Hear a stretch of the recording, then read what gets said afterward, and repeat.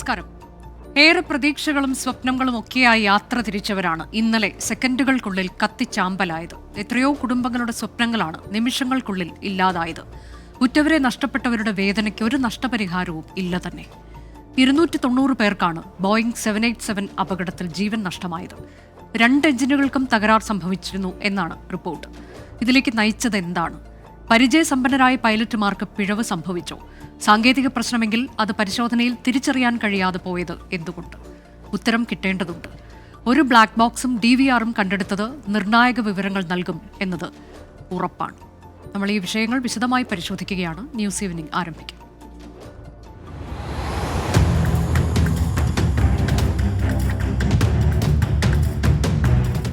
നമ്മൾ ചർച്ചയിലേക്ക് പോവുകയാണ്. ന്യൂസ് ഈവനിംഗിൽ ഇന്നത്തെ അതിഥികളായി പങ്കെടുക്കുന്നവർ മുൻ വായുസേനാ ഉദ്യോഗസ്ഥനും ഇപ്പോൾ അഹമ്മദാബാദിൽ കൊമേഴ്ഷ്യൽ പൈലറ്റുമായ ക്യാപ്റ്റൻ പ്രസന്നകുമാർ, ഒപ്പം പ്രതിരോധ വിദഗ്ധൻ ഡോക്ടർ മോഹൻ വർഗീസ് എന്നിവരാണ്. ആദ്യം ക്യാപ്റ്റൻ പ്രസന്നകുമാർ, ഏറ്റവും ഒടുവിൽ ഞാൻ ഈ ചർച്ചയ്ക്ക് കയറുന്നതിന് തൊട്ട് മുൻപായി ഒരു ദേശീയ മാധ്യമം നൽകുന്ന വാർത്ത, അതിൻ്റെ ആധികാരികതയെക്കുറിച്ച് എനിക്കറിയില്ല. അത് DGCA സോഴ്സിനെ ഉദ്ധരിച്ചുകൊണ്ടാണ് അവർ പറയുന്നത്. ഒരു പ്രാഥമിക, ഇപ്പോൾ ഒരു അന്വേഷണം നടക്കുന്നുണ്ട്, പ്രാഥമികമായി അതിൻ്റെ ഒരു റിപ്പോർട്ട് അവർക്ക് ലഭിച്ചിട്ടുണ്ട് എന്നുള്ളതിൻ്റെ അടിസ്ഥാനത്തിൽ അവർ പറയുന്ന ചില കാര്യങ്ങൾ. ഇത് ഇപ്പോൾ നേരത്തെ തന്നെ വന്ന ഒരു കാര്യം, ഡബിൾ എഞ്ചിൻ ഫോൾട്ട് ഉണ്ടായിട്ടുണ്ട് എന്നതാണ്. അത് അപൂർവമായി മാത്രം സംഭവിക്കുന്നതാണ്. അപ്പോൾ DGCA വൃത്തങ്ങളെ ഉദ്ധരിച്ചുകൊണ്ട് ഈ ദേശീയ മാധ്യമം പറയുന്നത് ഇവിടെ ഓവർലോഡിംഗ് സംഭവിച്ചിട്ടില്ല, കാരണം സീറ്റുകൾ വേക്കൻ്റായി ഉണ്ടായിരുന്നു. മറ്റൊന്ന് ബേർഡ് ഹിറ്റ്. നമ്മളിപ്പോൾ കഴിഞ്ഞ ദിവസം ഇന്നലെ മുതലൊക്കെ ഒരു സംശയമായി വിദഗ്ധർ ഉൾപ്പെടെ പ്രകടിപ്പിച്ചുകൊണ്ടിരുന്നതാണ്. ബേർഡ് ഹിറ്റ് നടന്നിട്ടില്ല എന്ന് പറയുകയാണ്, കാരണം അതിൻ്റെ ഒന്നും അവശിഷ്ടങ്ങളൊന്നും ലഭിച്ചിട്ടില്ല എന്ന് പറയുന്നു. മറ്റൊന്ന് പൈലറ്റിന് പിഴവ് സംഭവിച്ചിട്ടില്ല. ഇനി 3 കാര്യങ്ങൾ പ്രധാനമായി അവർ നൽകുന്നുണ്ട്. അങ്ങനെയെങ്കിൽ എന്ത് സംഭവിച്ചിരിക്കാനാണ് സാധ്യത എന്നതാണ് താങ്കളൊരു ക്യാപ്റ്റൻ എന്ന നിലയിൽ താങ്കളുടെ അനുമാനം എങ്ങനെയാണ്? അപ്പോ ഈ താങ്കൾ അനുജ വിവരിച്ച കുറെ വസ്തുതകൾ വെളിയിൽ വന്നു എന്ന് പറഞ്ഞത്, അതിന്റെ ആധികാരികത മാത്രമേ ഉള്ളൂ എനിക്ക് സംശയം. അത് ആധികാരികമായിട്ട് പറഞ്ഞതാണെങ്കിൽ, അതായത് ഡബിൾ എഞ്ചിൻ ഫെയിലിയർ എന്ന് പറഞ്ഞതാണെങ്കിൽ, മുഴുവൻ എന്താ പറയുന്ന പെർസ്പെക്റ്റീവ് മാറുകയാണ് ചെയ്യുന്നത് ഈ കാര്യങ്ങളുടെ. സാധാരണ ആ വിമാനം താഴേക്ക് പോകുന്നത് കണ്ടപ്പോൾ 2 എഞ്ചിനും ഫെയിലായ ഒരു വൈമാനികനാണെന്നുള്ള ആംഗിൾ എന്ന് പറയുകയാണ്. കണ്ടിട്ട് എനിക്ക് തോന്നിയില്ല. കാരണം സാധാരണഗതിയിൽ 2 എഞ്ചിനും നിലച്ചു കഴിഞ്ഞാൽ ഈ ചെറിയ ഹൈറ്റിൽ നിന്നാണെങ്കിലും വലിയൊരു റേറ്റ് ഓഫ് ഡിസെന്റ്, താഴേക്ക് പോകുന്നതിന്റെ ഗതി വളരെ വലുതായിട്ട് സെറ്റ് ചെയ്ത് കഴിയും. പ്ലെയിൻ സ്റ്റോൾ ചെയ്യാൻ ഒട്ടും സമയം എടുക്കാറില്ല. ഇത് കുറച്ചുകൂടെ കൺട്രോൾഡ് ഫാഷനിലായിരുന്നു, ഫുള്ളി കൺട്രോൾഡ് അല്ലായിരുന്നു, എന്നാലും കുറച്ചുകൂടെ കൺട്രോൾഡ് ഫാഷനിലാണ് താഴേക്ക് പോയത്. ആ വീഡിയോയിൽ നിന്ന് മാത്രമുള്ള വിവരം വെച്ചാണ് ഞാൻ സംസാരിക്കുന്നത്. നമ്മളവിടെ ഇല്ലായിരുന്നു, അതുകൊണ്ട് അങ്ങനെ ഒരു കാവിയറ്റ് ഞാൻ വെച്ചോട്ടെ. പക്ഷെ 2 എഞ്ചിനും ഫെയിൽ ആകുന്നത്, ഒന്ന്, it's A very very remote possibility. സാധാരണഗതിയിൽ 2 എഞ്ചിനും ഫെയിൽ ആകുന്ന ഒന്നുകിൽ ഫ്യൂല് ഇന്ധനം തീരുമ്പോൾ, ആ കേസ് അല്ലായിരുന്നു ഇപ്പം കൃത്യമായിട്ടും. അല്ലെങ്കിൽ എന്തെങ്കിലും ഇംപ്യൂരിറ്റീസ് ഫ്യൂലിന്റെ ക്വാളിറ്റി മാറുകയോ, അതായത് വേറൊരു തെറ്റായ ഫ്യൂൽ അടിക്കുകയോ അങ്ങനെയൊക്കെ ചെയ്യുന്ന, അല്ലെങ്കിൽ ഫ്യൂലിൽ വലിയ ബ്ലോക്കേജ് വരികയോ അങ്ങനെയൊക്കെ ചെയ്യുമ്പോഴാണ് 2 എഞ്ചിനും ഒന്നിച്ച് ക്വിറ്റ് ചെയ്യുന്നത്. അല്ലെങ്കിൽ എയറോഡൈനമിക് ആയിട്ട് വളരെ വലിയ മനൂവേഴ്സും ടർബുലൻസും ഒക്കെ വരുന്ന സമയത്ത് ഒരുപക്ഷെ 2 എഞ്ചിനും ക്വിറ്റ് ചെയ്യാം. പക്ഷെ ഈ കേസിൽ അങ്ങനെയുള്ള മനൂവേഴ്സ് ഒന്നും നടന്നിട്ടില്ല. അപ്പോൾ 2 engine quitting at the same time, അതൊരു വളരെ റിമോട്ട് പോസിബിലിറ്റിയാണ്. കാരണം 2 എഞ്ചിനും വളരെ ഇൻഡിപെൻഡന്റ് ആയിട്ടാണ് ഓപ്പറേറ്റ് ചെയ്യുന്നത് വിമാനത്തിൽ. എന്നിരുന്നാൽ കൂടി ഇനി ഞാൻ പോസിബിലിറ്റി ആയിട്ട് കരുതുന്ന കാര്യങ്ങൾ ഇപ്പോ പറഞ്ഞോട്ടെ. പറയൂ ക്യാപ്റ്റൻ പ്രസന്നകുമാർ. ഇപ്പോ പൈലറ്റ്സ് ആരും ജീവിച്ചിരിപ്പില്ല.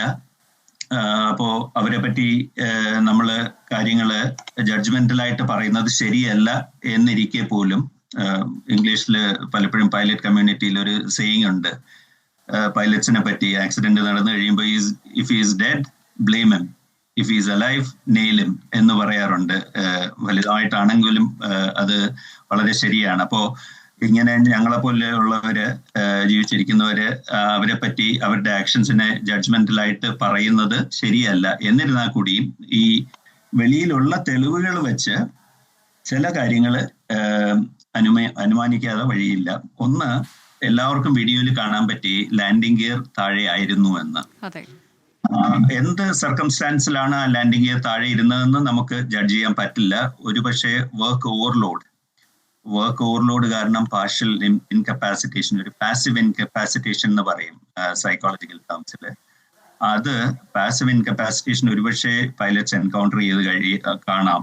വളരെ വളരെ ഇന്റൻസീവായിട്ട് ഈ സിറ്റുവേഷന് ട്രെയിനിങ് പൈലറ്റ്സിന് കൊടുക്കാറുണ്ട്. അതായത് V1 കട്ട് എന്ന് ഞങ്ങളുടെ ഭാഷയിൽ പറയും. V1 എന്ന് പറഞ്ഞാൽ ഒരു decision, V stands for velocity. V1 എന്ന് പറയുന്നത് ഡിസിഷൻ സ്പീഡ് എന്ന് പറയും.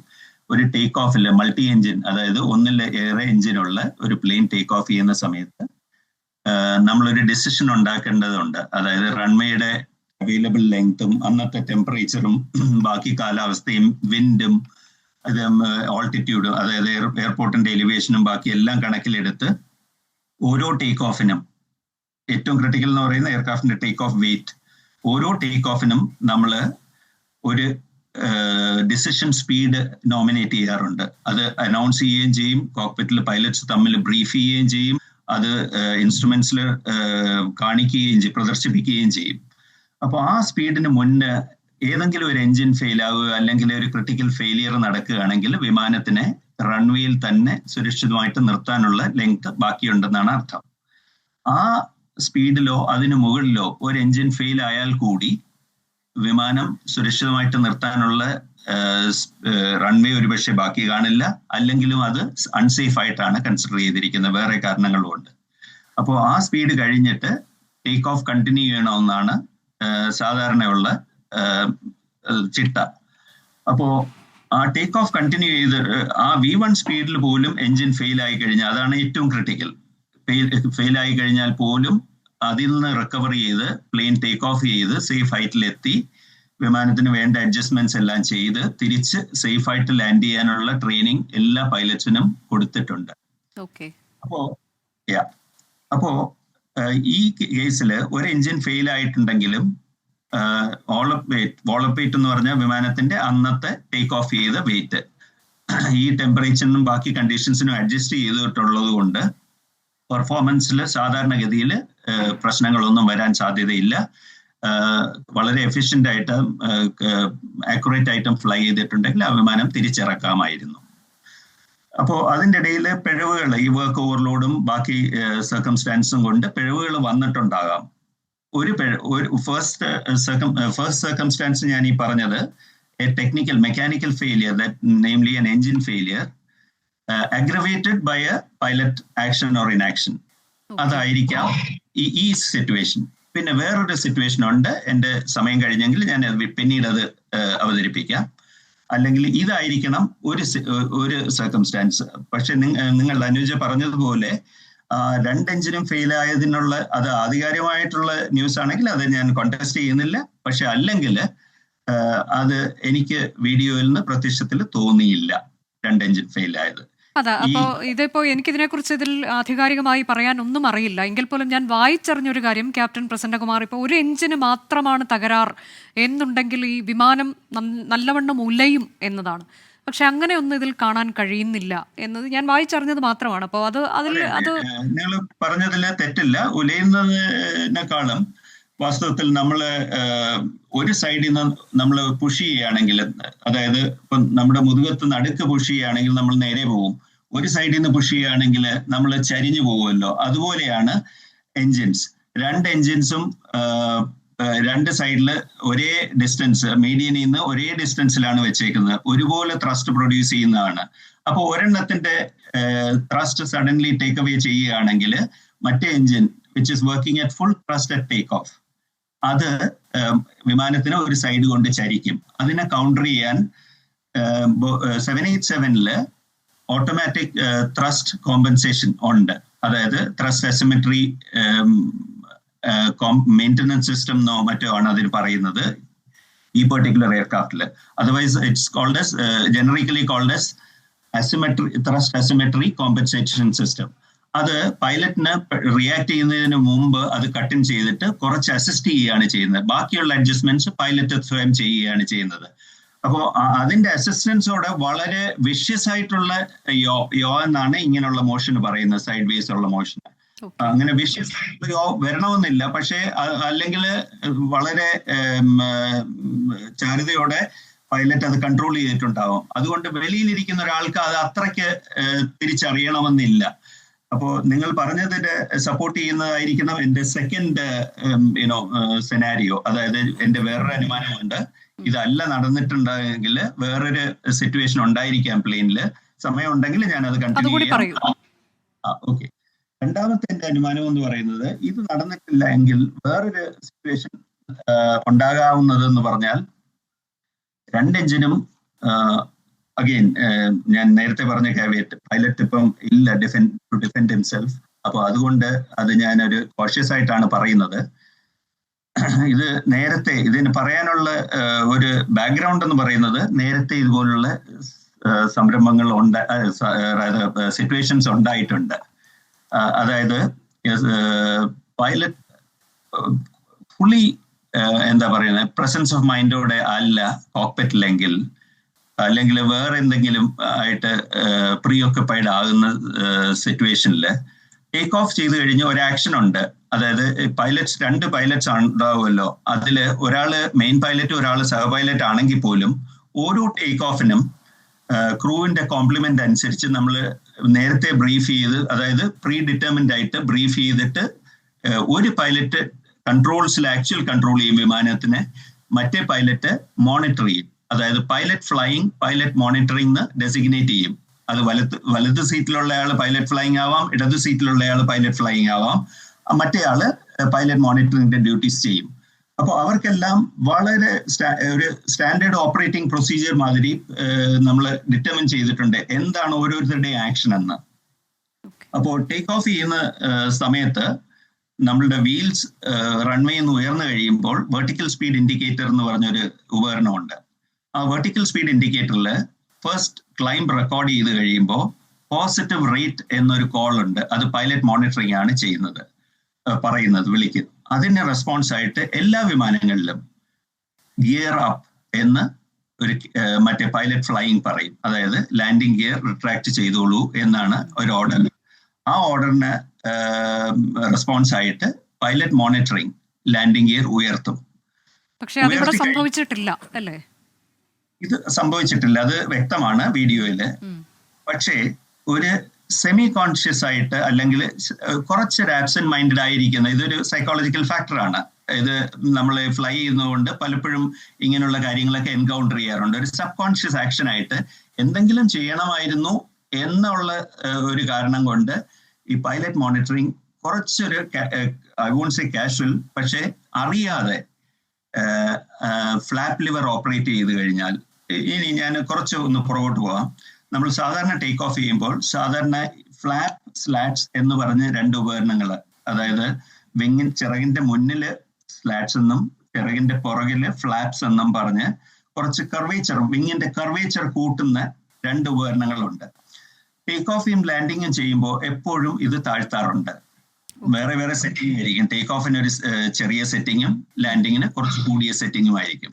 ഇതെന്താണ് ഉപയോഗിക്കുന്നതെന്ന് പറഞ്ഞാൽ, ലാൻഡിങ് സ്പീഡ് നമ്മൾ സാധാരണ ഫ്ലൈ ചെയ്യുന്ന സ്പീഡിൽ വന്ന് ലാൻഡ് ചെയ്ത് കഴിഞ്ഞാൽ റൺവേ ഒത്തിരി അധികം വേണ്ടി വരും. ലാൻഡിങ് ഗിയറിന്റെ സ്ട്രക്ചർ ഒത്തിരി സ്ട്രോങ് ആവേണ്ടി വരും. ബ്രേക്കിംഗ് അത്ര അധികം ചെയ്യേണ്ടി വരും. ഈ കാരണം ഇതെല്ലാം എല്ലായിടത്തും അവൈലബിൾ അല്ല. അത് എയർക്രാഫ്റ്റിന്റെ വെയിറ്റ് കൂട്ടാനും നമ്മുടെ ഫൈനൽ പർപ്പസ് ഓഫ് ഫ്ലൈയിങ്ങും എക്കോണമിയും എല്ലാം തകരാറിലാവും. ഫ്ലൈയിങ്ങിന്റെ എക്കോണമി എല്ലാം തകരാറിലാവും. അത് കാരണം വിമാനത്തിന്റെ വേഗത കുറച്ച് വേണം നമ്മൾ വന്നിട്ട് ലാൻഡ് ചെയ്യാൻ. അപ്പോ ആ ലാൻഡ് ചെയ്യുന്ന സമയത്ത് ഈ ഫ്ലാപ്സും സ്ലാറ്റ്സും ലോവർ ചെയ്യുക. അതുപോലെ ടേക്ക് ഓഫ് ചെയ്യുന്ന സമയത്ത് ഭാഗികമായിട്ട് അത് ലോവർ ചെയ്യാറുണ്ട്. അത് ലോവർ ചെയ്തിട്ട് എല്ലാ വിമാനങ്ങളും അങ്ങനെയാണ് ടേക്ക് ഓഫ് ചെയ്യുന്നത്. ടേക്ക് ഓഫ് ചെയ്ത് കഴിഞ്ഞ് ഒരു നിശ്ചിത ഹൈറ്റ്, സാധാരണഗതിയിൽ വിമാനങ്ങളിൽ ഒരു 400 അടിയാണ്, എയറോഡ്രോമിന്റെ തലത്തിൽ നിന്ന് 400 അടി മുകളിൽ എത്തിയിട്ട് ഒരു നിശ്ചിത സ്പീഡ് എത്തിയിട്ടുണ്ടോ, സേഫ് ആയ ഒരു സ്പീഡുണ്ട്, VFTO എന്നൊക്കെ പറയും, ഫ്ലാപ്പ് റിട്രാക്ഷൻ ഇനിഷ്യേറ്റ് ചെയ്യേണ്ട സ്പീഡാണ്. ഞങ്ങളുടെ പാർലൻസിൽ VFTO എന്നൊക്കെ പറയും. VT എന്ന് ചില എയർക്രാഫ്റ്റിൽ പറയും. ആ സ്പീഡ് എത്തിക്കഴിഞ്ഞതിന് ശേഷം മാത്രമാണ് ഫ്ലാപ്സ് ഉയർത്തേണ്ടത്. അപ്പോൾ ഞാൻ ഇനി തിരിച്ചു പോകാം. ഈ ലാൻഡിംഗ് ഗിയർ ഉയർത്തേണ്ട സമയത്ത് അത്ര കോൺഷ്യസ് ആയിട്ടിരിക്കാത്ത ഒരു പൈലറ്റ്, അതായത് കുറച്ച് ആബ്സെന്റ് മൈൻഡഡോ അല്ലെങ്കിൽ ഹാബിറ്റ് ഇന്റർഫറൻസോ എന്തെങ്കിലും കാരണത്താൽ ലാൻഡിംഗ് ഗിയറിന് പകരം ഫ്ലാപ്സ് ഉയർത്തി കഴിഞ്ഞാൽ അത് വിപത്തിലേക്ക് നയിക്കുകയുള്ളു. അതായത് എയർക്രാഫ്റ്റിന് ഒന്ന് നിശ്ചിത ഹൈറ്റ് എത്തിയിട്ടില്ല, രണ്ടാമത് ആ സ്പീഡ് എത്തിയിട്ടില്ല. ഈ കാരണത്താൽ വിമാനം 2 എഞ്ചിനും പ്രവർത്തിക്കുന്നെങ്കിൽ കൂടി വിമാനം മുകളിലേക്ക് സേഫ് ആയിട്ട് ക്ലൈംബ് ഔട്ട് ചെയ്യത്തില്ല. ഇനിഷ്യൽ ക്ലൈംബ് ഗ്രേഡിയന്റ് വളരെ ഇമ്പോർട്ടന്റ് ആണ്. കാരണം എയറോഡ്രോമിന്റെ പരിധി കഴിഞ്ഞ് നമ്മൾ ഒബ്സ്ട്രക്ഷൻസ് പലത് കാണാൻ വെളിയിൽ. അപ്പോൾ അതിലെല്ലാം ക്ലിയർ ചെയ്യണമെങ്കിൽ നമ്മൾ ആ ഇനിഷ്യൽ ക്ലൈംബ് ഗ്രേഡിയന്റ് കറക്റ്റ് ആയിട്ട് വെക്കണമെന്നുണ്ട്. പക്ഷെ അതിന് വിഘ്നമായിട്ട് ഈ ഫ്ലാപ്പ് റിട്രാക്ഷൻ നിൽക്കാം. അതിന് അഗ്രിഗേറ്റ് ചെയ്യുന്ന 2-3 ഫാക്ടേഴ്സും കൂടെ ഉണ്ട്. ഒന്ന്, ലാൻഡിംഗ് ഗിയർ, ഉയരേണ്ട landing gear, extra drag produce ചെയ്യുന്ന ആ ലാൻഡിംഗ് ഗിയർ അന്ന് താഴെ ആയിരുന്നത് ആ പ്രശ്നങ്ങൾ കൂട്ടും. രണ്ടാമത്, അന്ന് വളരെ ഹൈ ടെമ്പറേച്ചേഴ്സ് ആയിരുന്നു. ഒരുപക്ഷെ ഒരു കോൾഡ് വെതറിൽ ഈ പ്രശ്നങ്ങളെല്ലാം കഴിഞ്ഞ് എഞ്ചിന്റെ thrust would have overcome this very fact. അതാണ് എനിക്ക് പറയാനുള്ളത്. അതേപോലെ എനിക്കൊരു ഇടവേളയ്ക്ക് പോകണം. അതിന് തൊട്ട് മുൻപായി ഒരു ചെറിയ ക്ലാരിഫിക്കേഷൻ. ഇപ്പൊ ഈ ക്യാപ്റ്റൻ വളരെ പരിചയസമ്പന്നനാണ്, 2 പേരും, സുമീതും ക്ലൈവ് കുന്തറും. അതിൽ 30 വർഷത്തിലേറെ പരിചയസമ്പത്തുള്ളയാളാണ് ക്യാപ്റ്റൻ സുമീത് എന്നതാണ്. മറ്റ് പൈലറ്റുമാർക്ക് പരിശീലനം നൽകുകയും അവർ പിന്നീട് ഈ വിമാനം പറത്തുമ്പോൾ അത് ഇൻസ്പെക്ട് ചെയ്യുന്ന അങ്ങനെയൊക്കെ ചെയ്യുന്ന ഒരാൾ കൂടിയാണ് എന്നതാണ്. ലൈൻ ട്രെയിനിങ് ക്യാപ്റ്റൻ അല്ലേ, അങ്ങനെയാണ് അദ്ദേഹത്തിന് പറയുന്നത്. അതുപോലെ തന്നെ ഈ ക്ലൈവ് കുന്തർ എന്ന് പറയുന്ന കൂടെ ഉണ്ടായിരുന്ന സഹ പൈലറ്റും അതുപോലെ തന്നെ എക്സ്പീരിയൻസ്ഡ് ആയിട്ടുള്ളതാണ്. ഈ 2 പേരും കൂടുതൽ പറത്തിയിട്ടുള്ളതും ഈ ഡ്രീം ലൈനർ വിമാനമാണ് എന്ന് പറയുന്നു. അപ്പോൾ ഈ അങ്ങനെ എന്തെങ്കിലും ഒരു പിഴവ് സംഭവിക്കാനുള്ള സാധ്യത നമുക്കെങ്ങനെ പറയാൻ കഴിയും ക്യാപ്റ്റൻ പ്രസന്നകുമാർ? എനിക്കറിയില്ല, ഞാൻ ചോദിക്കുകയാണ്. അതെ, മനസ്സിലായി. ഇവരുടെ ക്വാളിഫിക്കേഷനിൽ ഇന്നലെ ഡോക്ടർ മോഹൻ വർഗീസിന്റെ കൂടെ ഞാനൊരു ചർച്ചയ്ക്ക് പങ്കെടുത്തിരുന്നു. അപ്പൊ ഇദ്ദേഹം പറഞ്ഞിരുന്നു, ഇൻഫാക്ട് ഈ ഏവിയേഷൻ എന്ന് പറയുന്നത് ഒരു ഇന്റർനാഷണൽ മേഖലയിൽ ഓപ്പറേറ്റ് ചെയ്യുന്ന ഒരു സംഭവം ആയതുകൊണ്ട് വേറെ, അതായത് എല്ലാ രാജ്യങ്ങളിലും പ്ലെയിൻസ് പോകാറുണ്ട്. നമ്മുടെ പ്ലെയിൻസ് ഒരു കാറോ അല്ലെങ്കിൽ ബസ്സോ പോലെ അല്ല. അപ്പോൾ വളരെ സ്റ്റാൻഡർഡൈസ് ചെയ്യേണ്ട ആവശ്യങ്ങളുണ്ട്. ട്രെയിനിങ് ആയാലും സ്റ്റാൻഡേർഡ്സ് ആയാലും പ്രൊസീജിയേഴ്സ് ആയാലും വളരെ സ്റ്റാൻഡേർഡ് ഓപ്പറേറ്റിംഗ് പ്രൊസീജിയറിൽ സ്റ്റിക്ക് ചെയ്യേണ്ട കാരണങ്ങളുണ്ട്. അപ്പോൾ അത് കാരണം ട്രെയിനിങ്ങും വളരെ, അതായത് ട്രെയിനിങ് സ്റ്റാൻഡേർഡ്സ് ഞാൻ പറഞ്ഞത് വളരെ ഇന്റർനാഷണലൈസ് ചെയ്തിട്ടുണ്ട്. അത് ഓവർസീ ചെയ്യുന്ന ബോഡീസും, അതായത് മെയിൻ ആയിട്ട് ലോകത്തുള്ള ചില ബോഡീസ് ഉണ്ട്. ഫെഡറൽ ഏവിയേഷൻ അതോറിറ്റി അമേരിക്കയുടെ, അതുപോലെ UK-യുടെ CAA എന്ന് പറയും. സിമിലർലി ICAO എന്ന് പറഞ്ഞ ഒരു വലിയ ബോഡിയുണ്ട്. ഒത്തിരി കൺട്രീസ്, ഇന്ത്യ ഉൾപ്പെടെ ഒത്തിരി കൺട്രീസ് സിഗ്നേറ്ററി ആയിട്ടുള്ള. അപ്പൊ അവരെല്ലാം കൂടി ഒന്നിച്ച് ഒരുപോലുള്ള പ്രൊസീജിയേഴ്സ് ഉണ്ടാക്കുന്നുണ്ട്. ട്രെയിനിങ് സ്റ്റാൻഡേർഡ്സ് എല്ലാം ഒരുപോലെ, അതായത് ഒരു പൈലറ്റ് എഞ്ചിൻ ക്വിറ്റ് ചെയ്ത് കഴിഞ്ഞാൽ ഇത്ര ഡിഗ്രിയെ ഡീവിയേറ്റ് ചെയ്യാവുള്ളൂ, അതിന് അത്ര പോലും ഡീറ്റെയിൽസിൽ അത് ലേ ഡൗൺ ചെയ്തിട്ടുണ്ട്. ഇത്ര സ്പീഡ് വേരിയേഷൻസ് പറ്റും, റൺവേന്ന് അല്ലെങ്കിൽ റൺവേന്ന് ഇത്ര ഡിഗ്രി മാറി കഴിഞ്ഞു കഴിഞ്ഞാൽ അത് അക്സെപ്റ്റബിൾ അല്ല എന്ന് പോലും ആ ഡീറ്റെയിൽസിൽ അവർ ട്രെയിനിങ് സ്റ്റാൻഡേർഡ്സിൽ അവർ എഴുതി വെച്ചിട്ടുണ്ട്. അപ്പോൾ ഓരോരുത്തരെയും നമ്മൾ ട്രെയിൻ ചെയ്യുമ്പോൾ ഈ പറഞ്ഞ ഇത്രയും എക്സ്പീരിയൻസ് ഒന്നും ഇല്ലെങ്കിൽ പോലും ഒരു 787-ന്റെ ക്യാപ്റ്റനായിട്ടോ ഫസ്റ്റ് ഓഫീസറായിട്ടോ ഇരിക്കാൻ അയാളെ യോഗ്യനാണെന്ന് കണ്ടിട്ടുണ്ടെങ്കിൽ ആ സ്റ്റാൻഡേർഡ്സ് മീറ്റ് ചെയ്തത് കൊണ്ടായിരിക്കണം. അത് മാത്രമല്ല, അവരുടെ ഓരോ കമ്പനിയിലും, എയർ ഇന്ത്യ ആയാലും വേറെ ഇൻഡിഗോ ആയാലും ഓരോ കമ്പനിയിലും എഴുതി വെച്ചിട്ടുണ്ട് ഇത്ര എക്സ്പീരിയൻസ് ഉള്ള ആളിനെ മാത്രമേ ഈ പൊസിഷനിലേക്ക് കൺസിഡർ ചെയ്യുള്ളൂ എന്ന്. അതായത് അതിൽ താഴെ ആ SOPs വയലേറ്റ് ചെയ്യാറില്ല ഒരു കമ്പനി. അപ്പോൾ അതുകൊണ്ട് നമുക്ക് ആ കാര്യങ്ങളൊക്കെ റൂൾ ഔട്ട് ചെയ്യാമെന്നാണ് എൻ്റെ അഭിപ്രായം. ശരി, ഡോക്ടർ മോഹൻ വർഗീസ്, ഇപ്പോൾ ഈ ഡ്രീം ലൈനർ 787 വിമാനം, നമ്മളത് വളരെ അത്യന്താധുനികമാണ് എന്ന് പറയുകയാണ്. അതിൻ്റെ കുറേ ക്വാളിറ്റീസ് ഒക്കെ ഇതിനോടകം നമ്മളൊക്കെ കേട്ട് കഴിഞ്ഞതുമാണ്.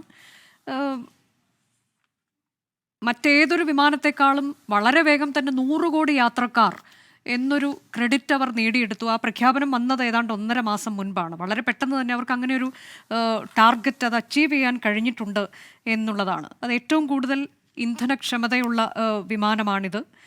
എന്ന് അങ്ങനെ ഒരുപാട് കാര്യങ്ങൾ ഈ തരത്തിൽ പുറത്തു വന്നിട്ടുണ്ട്. ഈ വിമാനത്തിൻ്റെ ഗുണഗണങ്ങളെക്കുറിച്ച്.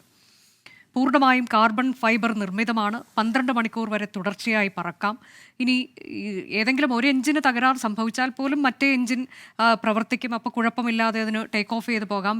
പ്രശ്നമുണ്ട് എന്നുണ്ടെങ്കിൽ വളരെ സുരക്ഷിതമായി തന്നെ ലാൻഡ് ചെയ്യാനുള്ള എല്ലാ സാമഗ്രികളും അതിലുണ്ട്. അങ്ങനെ ആ തരത്തിലേക്കൊക്കെ അത്യന്താധുനിക സൗകര്യമുള്ളതാണ് എന്നൊക്കെ പറയുമ്പോൾ പോലും അതിൽ ചില പ്രശ്നങ്ങളുണ്ട്, ചില പിഴവുകളുണ്ട് എന്നത് അവിടെ തന്നെ ഉണ്ടായിരുന്ന ഒരു എഞ്ചിനീയർ വെളിപ്പെടുത്തിയത് നമുക്കറിയാവുന്നതാണ്. ചില കാര്യങ്ങളിലൊക്കെ വിട്ടുവീഴ്ച ചെയ്യുന്നുണ്ട് ചിലവ് കുറയ്ക്കുന്നതിൻ്റെ ഭാഗമായി എന്നൊക്കെ പറഞ്ഞ് അതിലൊക്കെ ഒരു അന്വേഷണത്തിലേക്ക് പോകേണ്ടതുണ്ട് എന്ന തരത്തിലേക്കെല്ലാം വാർത്തകൾ പുറത്തു വന്നിട്ടുള്ളതുമാണ്. അപ്പോൾ ഇങ്ങനെ ചില സംശയങ്ങൾ അവിടെ നിലനിൽക്കുന്നു എന്നുള്ളത് അത് കുറച്ചുകൂടി ബലപ്പെടുകയാണോ? ഈ ഒരു അപകടം, ഇത്തരം ഒരു അപകടം 787 ഇതാദ്യമായാണ് സംഭവിക്കുന്നത്. പക്ഷേ ഈ സംശയങ്ങൾ ബലപ്പെടുന്നുണ്ടോ? ഡോക്ടർ മോഹൻ വർഗീസ്. അനുജ, ടൈറ്റാനിക് എന്ന കപ്പൽ ഒരു കാലത്തും തകരില്ല എന്ന് പറഞ്ഞ് നീറ്റിലിറക്കിയ ഒരു ഡ്രീം ലൈനർ തന്നെയായിരുന്നു ഒരു നൂറ്റാണ്ടിന് മുൻപ്.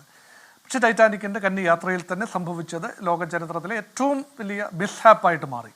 അപ്പോൾ ഇത് ഡ്രീം ലൈനർ എന്നുള്ള പേര് തന്നെ യഥാർത്ഥത്തിൽ ബോയിങ് വളരെ വളരെ കെയർഫുള്ളി ചോക്ഡ് ഔട്ട് ഒരു പേരാണ്. അത് ഇപ്പോൾ അവരുടെ പരസ്യത്തിൽ തന്നെ പറയുന്നുണ്ടല്ലോ, ആ 100 കോടി ആളുകളെ വഹിക്കുന്നു എന്ന് പറയുമ്പോൾ അതിനർത്ഥം 1 out of 7 ഹ്യൂമൻ ബീയിങ്സ്, 700 കോടി ജനസംഖ്യയുള്ള ലോകത്തെ ഒരു 100 കോടി ആളുകളെ വഹിക്കാനുള്ള ഒരു ഡ്രീം എന്ന് പറയുന്നത് ദാറ്റ്സ് എ ബിഗ് ഡ്രീം. ഇവിടെ ബോയിങ് കമ്പനിയുടെ നേരെ ഒരു പിടി വിരലുകൾ ഉയരുകയാണ് ഇപ്പോൾ.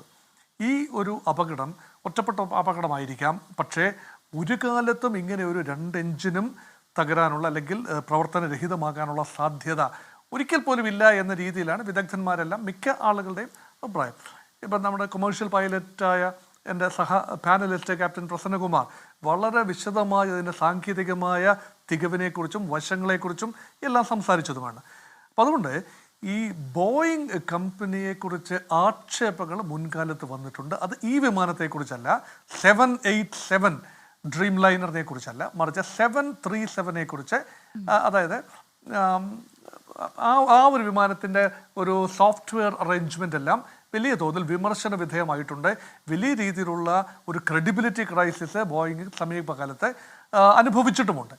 അതുകൊണ്ട് ആ മാക്സ് എന്ന് പറയുന്ന ആ വിമാനത്തിന് മാത്രമായിരുന്നു സാങ്കേതിക തകരാറ് എന്ന് പറഞ്ഞാൽ ഒരു പക്ഷേ അതൊരൊറ്റപ്പെട്ടൊരു ഒരു മോഡലിൽ വരുന്നൊരു പിശകാണ്. പക്ഷേ ഇവിടെ ഈ സാങ്കേതിക തകരാറാണ്, നിർമ്മാണത്തിലെ പിശകാണ് എങ്കിൽ എന്തുകൊണ്ട് ഇത് 2011 ഈ കമ്പനി നിലവിൽ ഈ മോഡൽ വെളിയിൽ വരികയാണ്? 2014 മുതൽ നിരന്തരമായി കഴിഞ്ഞ 10 വർഷത്തിൽ പരം ഇന്ത്യയുടെ എയർ ഇന്ത്യ ഇത് വിമാനമായിട്ട് ഉപയോഗിച്ചിട്ടുമുണ്ട്. അത് മാത്രമല്ല ഈ അപകടം വരുന്നതിന് തൊട്ട് മുൻപത്തെ മണിക്കൂറുകളിലൊക്കെ സുഗമമായി പറക്കുകയും ചെയ്തതാണ്. ചെറിയ ഗ്ലിച്ചസ് ഒക്കെ ചൂണ്ടിക്കാണിച്ചു എങ്കിൽ പോലും. പക്ഷെ അങ്ങനെയെങ്കിൽ എങ്ങനെയാണ് ഇപ്പോൾ പെട്ടെന്ന് ഇങ്ങനെയൊരു സാങ്കേതിക തകരാറ് സർഫസ് ചെയ്യുന്നത്? അത് മാനുഫാക്ചറിങ്ങിൽ തന്നെ ഉള്ളതാണോ?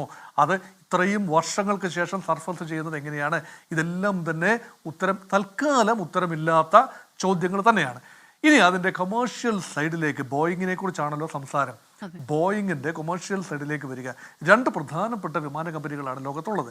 ബോയിങ് ഒരു വിഖ്യാതമായ അമേരിക്കൻ വിമാന കമ്പനിയാണ്. അതുപോലെ എയർബസ് ആണ് ബോയിങ്ങിൻ്റെ ശക്തരായ എതിരാളികൾ. ബോയിങ്ങിൻ്റെ ഒരു ക്രെഡിബിലിറ്റിയുടെ വലിയ തകർച്ച കഴിഞ്ഞ കുറേ കാലമായിട്ടുണ്ട്. അത് നഷ്ടത്തിലാണ്. അതേസമയം അതിന് ശക്തമായ എതിരാളിയായ എയർബസിന് വലിയ നേട്ടം ഉണ്ടാകാനുള്ള സാധ്യതയാണ് കാണുന്നത്. ബോയിങ് പർച്ചേസ് ചെയ്യാനുള്ള പല ഓർഡേഴ്സും ഒരുപക്ഷെ വഴിമാറി പോകാനുള്ള സാധ്യതയുണ്ട്. എയർ ഇന്ത്യ തന്നെ വലിയ ഒരു വൈതരണിയിലാണ്.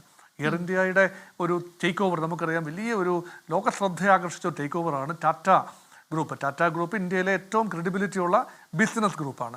ആ ബിസിനസ് ഗ്രൂപ്പ് ടാറ്റ നഷ്ടത്തിൽ നിന്ന് നഷ്ടത്തിലേക്ക് കൂപ്പ് കുത്തുകയായിരുന്ന എയർ ഇന്ത്യയെ എടുക്കുന്നത് ഒരു ഭഗീരഥ പ്രയത്നം തന്നെയായിരുന്നു.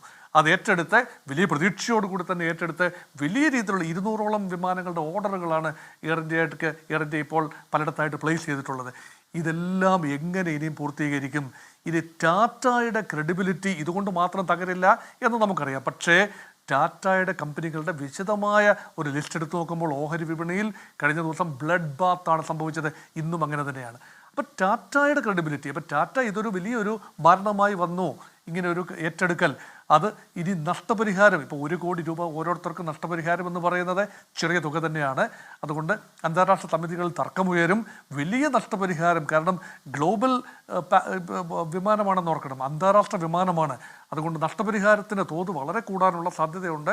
ഗ്ലോബൽ സ്റ്റാൻഡേർഡ്സ് അനുസരിച്ചുള്ള ഒരാളിൻ്റെ ജോലിയും അദ്ദേഹത്തിൻ്റെ തസ്തികയും ഭാവി വരുമാന സാധ്യതയും എല്ലാം പരിഗണിച്ചുകൊണ്ടുള്ള നഷ്ടപരിഹാര പാക്കേജ് കൊടുക്കേണ്ടി വരും. അങ്ങനെ വലിയ ഒരു സാമ്പത്തിക സമ്മർദ്ദം എയർ ഇന്ത്യക്ക് അനുഭവിക്കേണ്ടി വരും. അതാണ് എയർ ഇന്ത്യ അനുഭവിക്കുന്ന വലിയൊരു കുഴപ്പം.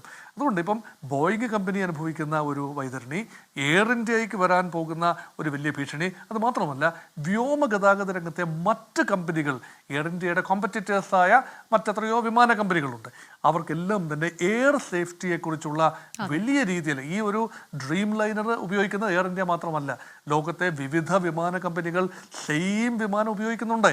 അപ്പോൾ ആകമാനം ഉണ്ടാകാൻ സാധ്യതയുള്ള ഒരു ക്രെഡിബിലിറ്റി ക്രൈസിസ് അത് നമ്മൾ വളരെ തുച്ഛീകരിച്ച് കാണാനാവില്ല അനുജ. അതുകൊണ്ടാണ് ഇതൊരു മൾട്ടി ഡയമെൻഷണൽ ഇഷ്യൂ ആണ്. അതോടൊപ്പം തന്നെ ചേർത്ത് വായിക്കേണ്ടതാണ് ഈ അഹമ്മദാബാദ് വിമാനത്താവളം ഉൾപ്പെടെയുള്ള പല വിമാനത്താവളങ്ങളുടെയും നിയന്ത്രണം അദനി ഗ്രൂപ്പിനാണ്. അപ്പോൾ അദനി ഗ്രൂപ്പിലേക്ക് ആ വിമാനത്താവളവുമായിട്ട് ബന്ധപ്പെട്ട ഒരു വിഷയമല്ല ഒരുപക്ഷെ ഈ വിമാന തകർച്ച എന്ന് പറയുന്നത്, എങ്കിൽ പോലും അദനി ഗ്രൂപ്പും ഒരുപാട് വിശദീകരണങ്ങൾ നൽകേണ്ടി വരും. ഇതിനെല്ലാം പുറമെയാണ് there is a political fallout also which is a possibility. അതെന്ന് പറഞ്ഞാൽ ഇത് സംഭവിച്ചിരിക്കുന്നത് ഇന്ത്യയുടെ ഒരു ബിസിനസ് സംസ്ഥാനമായ, ബിസിനസ് ക്യാപിറ്റൽ തന്നെ പറയാൻ സാധിക്കുന്ന അഹമ്മദാബാദിൽ വെച്ചാണ്. അത് നരേന്ദ്രമോദി കടന്നു വരുന്ന ഗുജറാത്ത്, അമിത്ഷാ എന്ന ആഭ്യന്തരമന്ത്രി കടന്നു വരുന്ന ഗുജറാത്ത്. അപ്പോൾ ഗുജറാത്തിൽ ഇങ്ങനെ ഒരു കാര്യം വരുമ്പോൾ ആദ്യം, കാരണം 24 മണിക്കൂറിന് മുൻപുള്ള ഒരു നിമിഷങ്ങളിൽ ആദ്യം ഈ വാർത്ത കേട്ടപ്പോൾ ഇതിന് പിന്നിൽ ഒരു അട്ടിമറി സാധ്യതയുണ്ടോ, ഇതിന് പിന്നിൽ പഹൽഗാമിൽ നടന്ന ഭീകരാക്രമണത്തിന് മറുപടിയായി ഇപ്പോൾ വലിയ ഓപ്പറേഷൻ സിന്ധൂർ എന്ന രീതിയിൽ ഇന്ത്യ പ്രത്യാക്രമണം നടക്കുന്നു. നമ്മൾ പറയുകയായിരുന്നു ഈ കഴിഞ്ഞ 2 ആഴ്ച നമ്മൾ ഈ കേൾക്കാത്ത തരത്തിലാണ് അപകടങ്ങൾ ഉണ്ടാകുന്നത്. 2 കപ്പൽ ദുരന്തങ്ങൾ അത് അടുത്തടുത്തുണ്ടാകുന്നു എന്നുള്ളത് നമ്മളതിനു മുൻപ് ആ തരത്തിലേക്കൊന്നും കേട്ടിട്ടില്ല. ഇപ്പോൾ അതാ ഒരു വിമാന ദുരന്തം, അത് ഒരു ആക്സിഡൻ്റലി സംഭവിക്കുന്നതാകാം, പക്ഷേ എങ്കിൽ പോലും ഇത് എന്തുകൊണ്ട് എന്നൊക്കെയുള്ള ചോദ്യം നമ്മളിങ്ങനെ ചോദിക്കുന്നുണ്ടായിരുന്നു. നമ്മൾ ന്യൂസ് റൂമിലൊക്കെ ഇത് പരസ്പരം ഇത്തരം കാര്യങ്ങളൊക്കെ ചർച്ച ചെയ്യുന്നുണ്ടായിരുന്നു. ഇതിൽ ഇപ്പോൾ താങ്കൾ പറഞ്ഞ പോലെ ഇപ്പോൾ പെഹൽഗാം ഭീകരാക്രമണത്തിന് ശേഷം സുരക്ഷ അത് പരിശോധനകളൊക്കെ വളരെ ശക്തമാണ്. അപ്പോൾ അതുകൊണ്ട് തന്നെ ഇങ്ങനെ നമ്മൾ ഈ അട്ടിമറി എന്നൊക്കെ പറയുന്ന ആ ഒരു സാധ്യത എങ്കിൽ പോലും അതും പരിഗണിക്കപ്പെടണം അല്ലേ?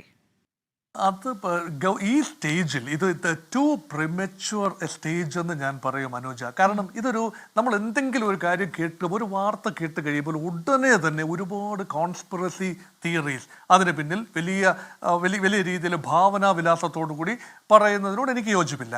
പക്ഷേ നമ്മൾ എല്ലാ സാധ്യതകളും ഇത് നോക്കേണ്ടതുണ്ട്. കാരണം നമ്മുടെ നാഷണൽ ഇൻവെസ്റ്റിഗേഷൻ ഏജൻസി ഇതിനെക്കുറിച്ച് അന്വേഷണം നടത്തുന്നു. കാരണം NIA അന്വേഷണം നടത്തുന്നു എന്ന് പറഞ്ഞാൽ ഏതെങ്കിലും രീതിയിൽ ഭീകരാക്രമണ സാധ്യത, അത് നേരിട്ട് ബോംബ് വെച്ചു എന്നുള്ള രീതിയിലല്ല, ഒരുപക്ഷെ ഏതെങ്കിലും രീതിയിൽ ഒരു പൈലറ്റിനെ കോൺഫിഡൻസിലെടുക്കുകയും ആ പൈലറ്റ് ഒരു സൂയിസൈഡ് പൈലറ്റായിട്ട് അല്ലെ മനഃപൂർവ്വമായി ഒരു സാങ്കേതിക ഒരു പ്രശ്നം ഉണ്ടാക്കി വെക്കുകയും ചെയ്തോ എന്ന രീതിയിൽ തന്നെ ഇതൊക്കെ ഇപ്പോൾ അസാധ്യമായ കാര്യങ്ങളായി തോന്നാം. പക്ഷേ എല്ലാ പഴുതുകളും അടച്ച്, കാരണം നേരത്തെ എനിക്ക് മുൻപ് സംസാരിച്ച പ്രസന്നകുമാർ സാർ പറഞ്ഞ ഒരു കാര്യം വളരെ നിർണായകമാണ്. നമ്മൾ ഓരോ കാര്യങ്ങളും ഡിഡക്റ്റ് ചെയ്താണ് പോകേണ്ടത്. ഇപ്പം നമ്മളിപ്പോൾ അന്വേഷണത്തിൻ്റെ ഇപ്പം ഞെട്ടലിൽ നിന്നും പതിയെ രാജ്യം മോചനം നേടിക്കൊണ്ടിരിക്കും. പൂർണ്ണമായി മോചിതമായിട്ടില്ല, ഫാമിലികൾ വലിയ കടുത്ത സമ്മർദ്ദത്തിലാണ്, രാജ്യം തന്നെ വിറങ്ങലിച്ചു നിൽക്കുന്ന സമയമാണ്. പക്ഷേ ഇതിൽ നിന്നും മോചനം നേടുമ്പോഴാണ് നമ്മൾ യുക്തിപരമായി കാര്യങ്ങൾ അന്വേഷിക്കുന്നത്.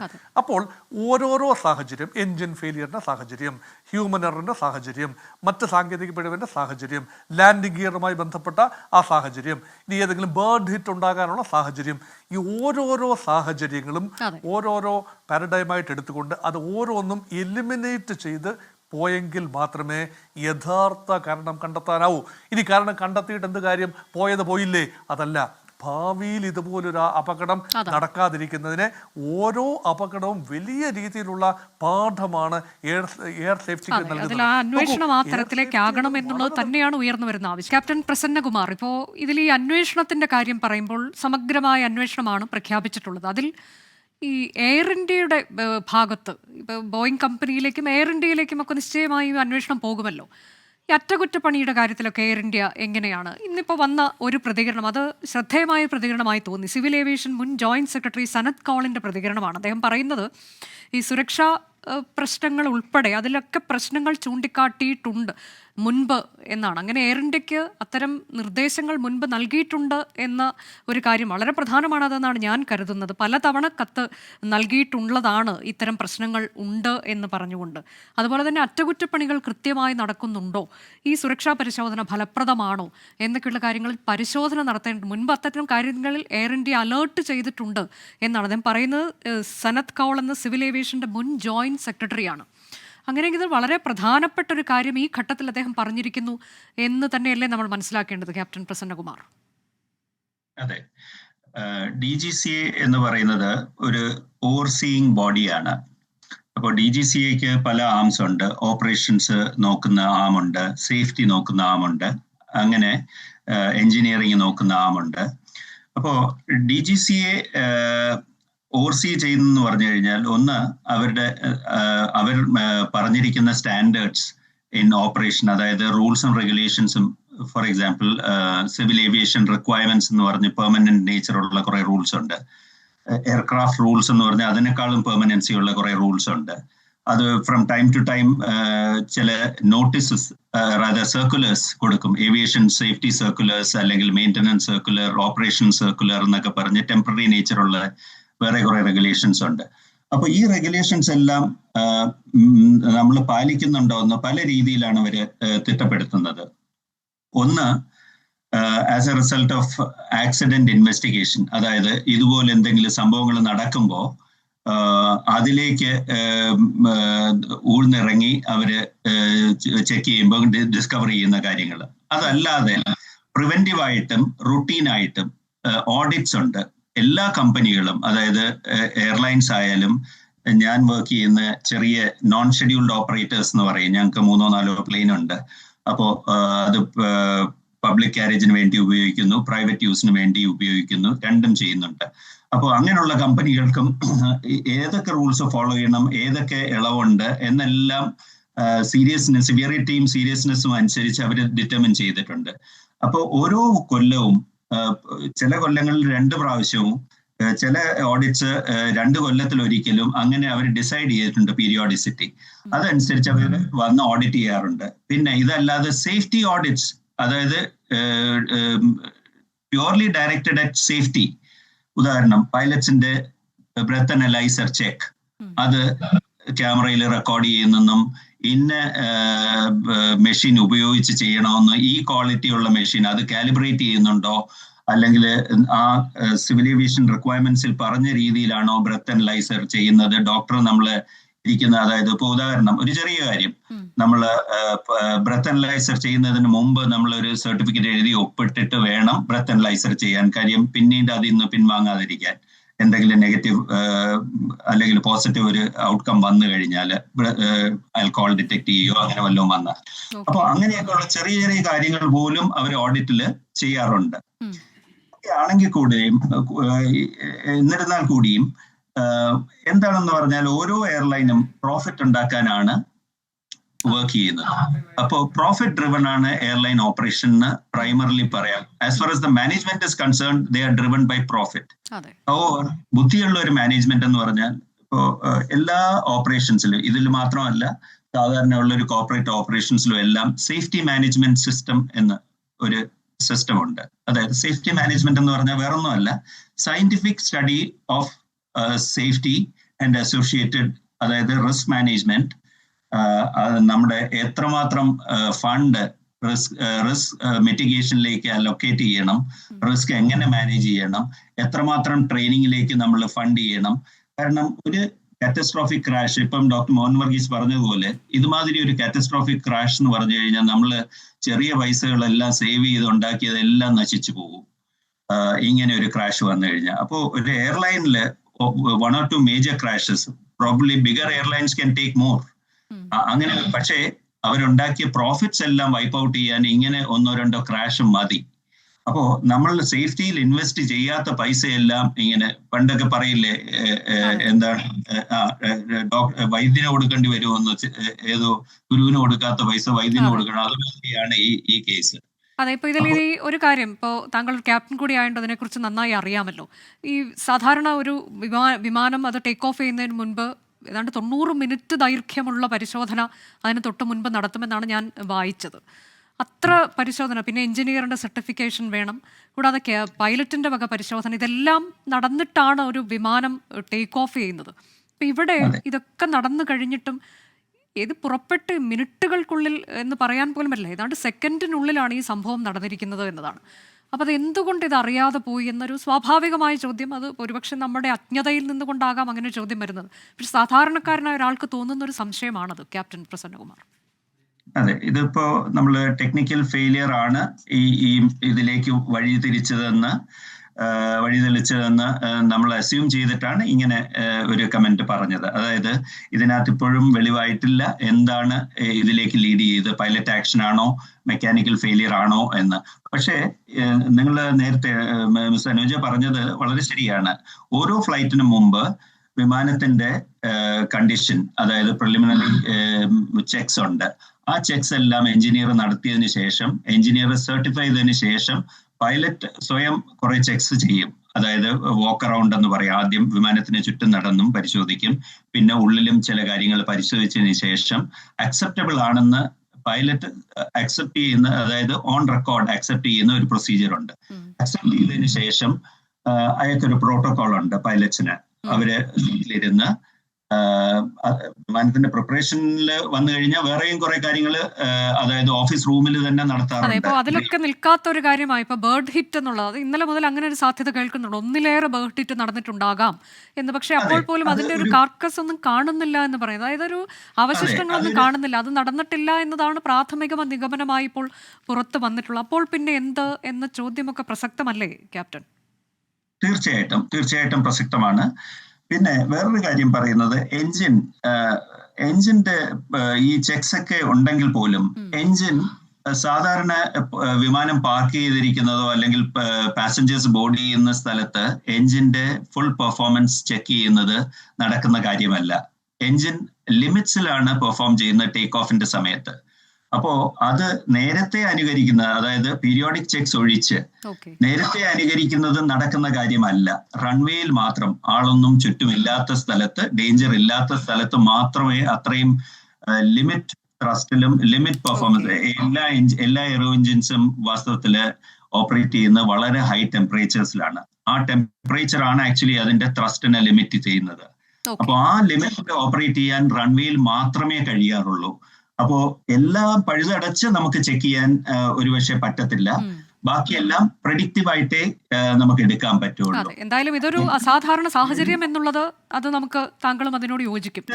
തീർച്ചയായിട്ടും ഇത് പക്ഷേ ടെക്നിക്കൽ ഫെയിലിയർ ആണോ പൈലറ്റ് എറർ ആണോ രണ്ടിന്റെ ഒരു കോമ്പിനേഷൻ ആണോ എന്ന് നമുക്ക് ഈ സമയത്ത് അന്വേഷണത്തിലൂടെ മാത്രമേ കണ്ടുപിടുത്താൻ കഴിയും. ഞാൻ ഡോക്ടർ മോഹൻ വർഗീസ്, ഇപ്പോൾ നമുക്കറിയാം ഈ മംഗലാപുരം അപകടം നടന്നതിന് ശേഷം എയർക്രാഫ്റ്റ് ആക്സിഡന്റ് ഇൻവെസ്റ്റിഗേഷൻ ബ്യൂറോ എന്നൊരു സംവിധാനമൊക്കെ നമ്മൾ രൂപീകരിച്ചിട്ടുണ്ട്. അപ്പോൾ ഈ ഒരു അന്വേഷണം എന്ന് പറയുമ്പോൾ ഇതിനു മുൻപ് നടന്നിട്ടുള്ള പല അപകടങ്ങൾ, അതിലെന്താണ് ആ റിപ്പോർട്ടുകളിൽ ഉണ്ടായിട്ടുള്ളത്, അതിൻ്റെ കണ്ടെത്തൽ എന്താണ്, അത് എത്രത്തോളം നടപ്പാക്കപ്പെട്ടിട്ടുണ്ട്, ഇങ്ങനെയൊക്കെ നമുക്കറിയില്ല. അപ്പോൾ അതിൽ ഇത്തരം കാര്യങ്ങളൊക്കെ കുറച്ചുകൂടി സുതാര്യമായി, ട്രാൻസ്പെറൻ്റായി നമുക്കൊക്കെ മനസ്സിലാകുന്ന തരത്തിൽ എന്ത് ചെയ്യാൻ പോകുന്നു എന്ന രീതിയിൽ വേണ്ടേ ഇനിയുള്ള ഈ ഒരു അന്വേഷണമെങ്കിലും പിന്നീട് ഇത് ആവർത്തിക്കപ്പെടരുത് എന്നുള്ളതും നിർബന്ധ ബുദ്ധിയോടെ തന്നെ മുന്നോട്ട് കൊണ്ടുപോകണ്ടേ? അനുജ, എല്ലാ അപകടങ്ങളും സംഭവിച്ചു കഴിയുമ്പോൾ ഒരു വലിയ രീതിയിലുള്ള ഒരു നാഷണൽ ഇൻട്രസ്റ്റ് ഉയരുകയാണ്. ഇനി അപകടങ്ങൾ ഒഴിവാക്കുന്നതിനെക്കുറിച്ച് കാര്യമായ ഡിബേറ്റുകൾ TV ചാനലുകളും ന്യൂസ് മാധ്യമങ്ങളും എല്ലാം തന്നെ വലിയ രീതിയിൽ ഇത് ചർച്ച ചെയ്യും. അതിനുശേഷം പതിയെ മനുഷ്യ മനസ്സുകളിൽ നിന്നും ഇതെല്ലാം അങ്ങ് മായുകയാണ്. അന്വേഷണം യഥാർത്ഥത്തിൽ നടക്കേണ്ടത് മാസങ്ങളോ വർഷങ്ങളോ എടുത്ത് നടക്കേണ്ട അന്വേഷണമാണ്. അതിൻ്റെ റിപ്പോർട്ടുകളെക്കുറിച്ച് ഒരിക്കലും ഈ റിപ്പോർട്ടുകൾ പബ്ലിക് പ്ലാറ്റ്ഫോമിലേക്ക് വരുന്നില്ല, അല്ലെങ്കിൽ ആ റിപ്പോർട്ടുകൾ തയ്യാറാകുന്ന സമയത്ത് ഒരിക്കൽ പോലും അത് വാർത്തയാവുന്നില്ല. അതുകൊണ്ട് ഈ എല്ലാ അപകടവും ഒരു പരിധിവരെ ആഘോഷിച്ച് അത് മറക്കുന്ന ഒരു രീതിയാണ് ഇപ്പോൾ പൊതുവെ കണ്ടുവരുന്നത്. ലോകത്തെല്ലായിടത്തും അങ്ങനെ തന്നെയാണ്. അപ്പം ഇവിടെ കാര്യമായ ഒരു ഉയർന്ന ചോദ്യമെന്ന് പറയുന്നത്, ഇവിടെ ഇതിനകത്ത് സാങ്കേതികമായ പിഴവാണ് എങ്കിൽ അത് കമ്പനി അത് അഡ്രസ്സ് ചെയ്യേണ്ട കാര്യമാണ്. അതിന് നിയമ നടപടികൾ എടുക്കേണ്ട കാര്യമാണ്. എല്ലാ പഴുതുകളും പിഴകളും എല്ലാം തന്നെ തീർത്തുകൊണ്ട് പുതിയ രീതിയിലുള്ള വിമാനങ്ങൾ, കുറ്റമറ്റ രീതിയിൽ വിമാനങ്ങൾ പുറത്തു വരണം. അത് സാങ്കേതിക വിദ്യയുടെ ഒരു കാര്യമാണ്. സേഫ്റ്റി സ്റ്റാൻഡേർഡ്, അതിനുവേണ്ടി നടത്തുന്ന ഇൻവെസ്റ്റ്മെൻറ്റ്, നേരത്തെ എനിക്ക് മുമ്പ് സംസാരിച്ച പ്രസന്നകുമാർ സാർ പറഞ്ഞ ഒരു കാര്യം വളരെ നിർണായകമാണ്. കാരണം എപ്പോഴും പ്രോഫിറ്റ് മോട്ടീവ്നെസ് ആണ്. കമ്പനികളെ സംബന്ധിച്ചിടത്തോളം പ്രോഫിറ്റ് മോട്ടീവ്നെസ് ആണ്. എവിടെയെല്ലാം കോസ്റ്റ് കുറച്ചു കൊണ്ടുവരാമോ, സുരക്ഷയുടെ കാര്യത്തിൽ ചെറിയ വിട്ടുവീഴ്ചയെങ്കിലും ചെയ്തുകൊണ്ട് കോസ്റ്റ് രണ്ടാമതാക്കുകയും അല്ലെങ്കിൽ അതിനൊരു പരിഗണന പോലും നൽകാതെ പ്രോഫിറ്റ് എന്നുള്ളതിലേക്ക് പോകുന്നുണ്ടോ എന്നുള്ളത്, അതൊക്കെ വളരെ പ്രധാനമാണ്. ഇപ്പോൾ ഈ നിങ്ങൾ രണ്ടുപേരും നേരത്തെ പറഞ്ഞതുപോലെ ഇതൊരു ബിസിനസ് എന്ന രീതിയിലേക്ക് കൂടി പോകുമ്പോൾ എയർബസ് ഉണ്ട്, ബോയിങ് ഉണ്ട്, ഇത് തമ്മിലുള്ളൊരു മത്സരം, അതിലേക്ക് പോകുമ്പോൾ ഇത് ഇങ്ങനെ ഒരിക്കലും ഇത് ജനങ്ങളുടെ ജീവൻ വെച്ചുള്ള ഒരു കളിയായി മാറരുത് എന്നുള്ളത് അത് വളരെ പ്രധാനമാണ്. ഏതായാലും ഇതിലെ അന്വേഷണം ഒക്കെ പ്രസക്തമാകട്ടെ. അതിൽ കണ്ടുപിടിക്കുന്നത് എന്താണ് എന്നുള്ളത് അത് ജനങ്ങൾ അറിയണം. അത് ഏത് തരത്തിലേക്ക് നടപ്പാക്കപ്പെടുന്നുണ്ട് എന്നൊക്കെയുള്ളതും വളരെ പ്രധാനമാണ്. ഇപ്പോൾ ഏറ്റവും ഒടുവിലായി വരുന്നത് ഈ വിമാനത്തിൻ്റെ ELT, അതായത് എമർജൻസി ലൊക്കേറ്റർ ട്രാൻസ്മിറ്റർ, അത് കണ്ടെടുത്തിട്ടുണ്ട്. സുരക്ഷാ ഉപകരണമാണ് വിമാനത്തിൻ്റെ ELT എന്നുള്ളത്. അപ്പോൾ അങ്ങനെയൊക്കെയുള്ള കൂടുതൽ കാര്യങ്ങൾ കണ്ടെടുക്കുന്നുണ്ട്. ഇതിനോടകം ബ്ലാക്ക് ബോക്സ്, അതുപോലെ DVR ഒക്കെ കണ്ടെടുത്തിട്ടുണ്ട്. അങ്ങനെ ഇതൊക്കെ ഒരു അന്വേഷണത്തിൻ്റെ നിർണായകമായ ഘട്ടത്തിലേക്ക് എത്തിച്ചേരുകയാണെന്ന് തന്നെയാണ് നമ്മൾ കരുതുന്നത്. ഏതായാലും എന്തൊക്കെയാണ് ഇതിൻ്റെ കാരണം, അപകട കാരണം എന്നുള്ളത് ഇനി അറിയേണ്ടതുണ്ട്. വളരെ നന്ദി doctor Mohan Varghese, captain Prasannakumar, news ഈവനിങ്ങിൽ പങ്കെടുത്തതിന്.